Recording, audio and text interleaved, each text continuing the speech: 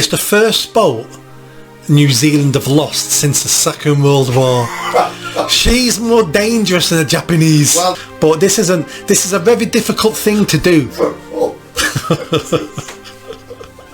Might have to cut that bit out. I would have been shitting myself. I would have been crapping myself. Why? Yvonne Gray. Yeah, I remember the story. So she was, I think this is New Zealand, if I'm getting it right now. Yeah, New Zealand Navy. New Zealand Navy. She's a British lesbian. Yeah. And she was put in command of a, she'd never been in command of a large boat before, of a £60 million Navy ship. Yeah. Which subsequently then crashed into a rock. Yeah. So everybody was... And sank. And sank, yeah. Ruined. It's lost 60 million quid worth. So everybody... It's the first boat New Zealand have lost since the Second World War. She's more dangerous than the Japanese. Well, no, because now you're being a homophobic misogynist.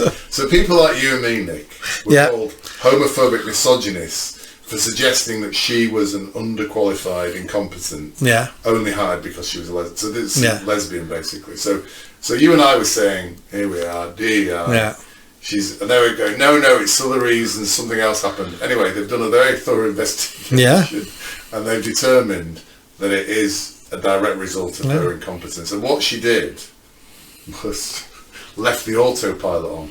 So when you get on a ship, you put the autopilot, so it goes in that sailed in the box. Yeah, and then when you get closer to land, you flick the autopilot off, and then you manually steer it.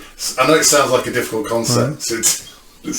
Anyway, she left the autopilot on, and of course it headed for the rocks, and they were flicking all sorts of things and doing all this, whatever. You can imagine the hilarity of what was happening on the bridge at that point. I think it's more serious than that, because having captain those sorts of ships have protocols. Yes. It's not just about her. Yeah.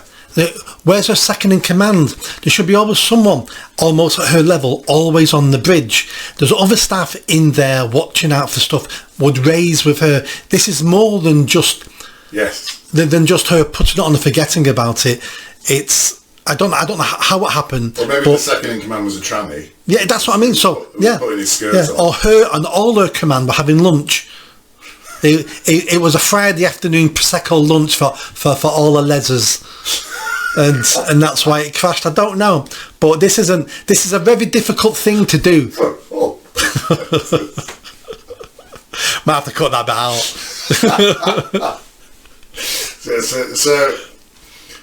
So they called us homophobic misogynists for suggesting she was an underqualified, incompetent, and it has turned out she was only hired because she was a lesbian. So she was an underqualified, incompetent.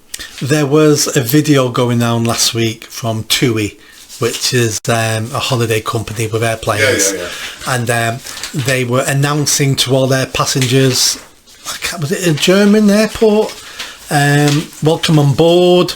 This is TUI's first ever all black flight crew.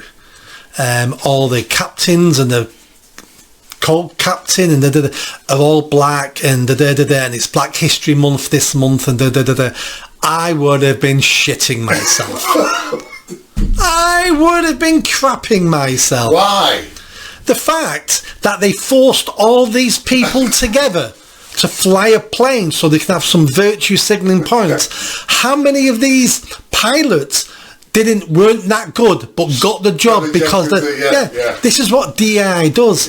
It brings incompetence into the workplace, and even for the black or brown or gay people who are not incompetent, it puts a seed of doubt into everybody else that they are incompetent. Yeah, because maybe the captain was a very highly qualified black. He may have been. Then they said, right, well, you need a co-pilot. Yeah, I need a good and it's like, right, have we got any black co-pilots? And there's Fred there, who's black. How many flights have you done, Fred? I've only done one. But you're black. Yeah. You get in there. Yeah. So then the captain's like, hang on a minute, Fred. What? How many?